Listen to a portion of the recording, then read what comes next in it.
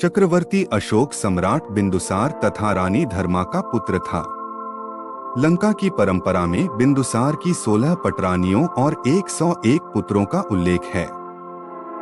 पुत्रों में केवल 3 के नामोल्लेख हैं। वे हैं सुसीम, जो सबसे बड़ा था, अशोक और तिष्य। तिष्य अशोक का सहोदर भाई और सबसे छोटा था। एक दिन धर्मा को स्वप्न आया कि उसका बेटा एक बहुत बड़ा सम्राट बनेगा। उसके बाद उसे राजा बिंदुसार ने अपनी रानी बना लिया। चूंकि धर्मा क्षत्रिय कुल से नहीं थी, अतः उसको कोई विशेष स्थान राजकुल में प्राप्त नहीं था। अशोक के कई सौतेले भाई बहनें थे। बचपन में उनमें कड़ी प्रतिस्पर्धा रहती थी। अशोक के बारे में कहा जाता है कि वो बचपन से सैन्य गतिविधियों में प्रवीण था। 2000 वर्षों के पश्चात सम्राट अशोक का प्रभाव एशिया, मुख्यतः भारतीय उपमहाद्वीप में देखा जा सकता है। अशोक काल में उकेरा गया प्रतीकात्मक चिन्ह, जिसे हम अशोक चिन्ह के नाम से भी जानते हैं, आज भारत का राष्ट्रीय चिन्ह है। बौद्ध पंथ के इतिहास में गौतम बुद्ध के पश्चात सम्राट अशोक का ही स्थान आता है। अशोक का ज्येष्ठ भाई सुशीम उस समय तक्षशिला का प्रांतपाल था। तक्षशिला में भारतीय यूनानी मूल के बहुत लोग रहते थे। इससे वह क्षेत्र विद्रोह के लिए उपयुक्त था। सुशीम के अकुशल प्रशासन के कारण भी उस क्षेत्र में विद्रोह पनप उठा। राजा बिंदुसार ने सुशीम के कहने पर राजकुमार अशोक को विद्रोह के दमन के लिए वहां भेजा। अशोक के आने की खबर सुनकर ही विद्रोहियों ने उपद्रव खत्म कर दिया और विद्रोह बिना किसी युद्ध के खत्म हो गया। हालांकि यहाँ पर विद्रोह एक बार फिर अशोक के शासनकाल में हुआ था, पर इस बार उसे बलपूर्वक कुचल दिया गया। चक्रवर्ती सम्राट अशोक ने अपने राज्याभिषेक के 8वें वर्ष 261 ही पूर्व में कलिंग पर आक्रमण किया था।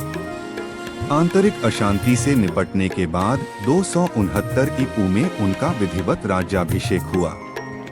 13वें शिलालेख के अनुसार कलिंग युद्ध में 1,50,000 व्यक्ति बंदी बनाकर निर्वासित कर दिए गए। 1 लाख लोगों की हत्या कर दी गई। 1.5 लाख लोगों घायल हुए। सम्राट अशोक ने भारी नरसंहार को अपनी आंखों से देखा। उपगुपत बौद्ध भिक्षुक से उपाय पूछा। इससे द्रवित होकर सम्राट अशोक ने शांति, सामाजिक प्रगति तथा धार्मिक प्रचार किया। कलिंग युद्ध ने सम्राट अशोक के हृदय में महान परिवर्तन कर दिया। उनका हृदय मानवता के प्रति दया और करुणा से उद्वेलित हो गया। उन्होंने युद्ध क्रियाओं को सदा के लिए बंद कर देने की प्रतिज्ञा की। यहाँ से आध्यात्मिक और धम्म विजय का युग आरंभ हुआ। उन्होंने महान बौद्ध धर्म को अपना धर्म स्वीकार किया।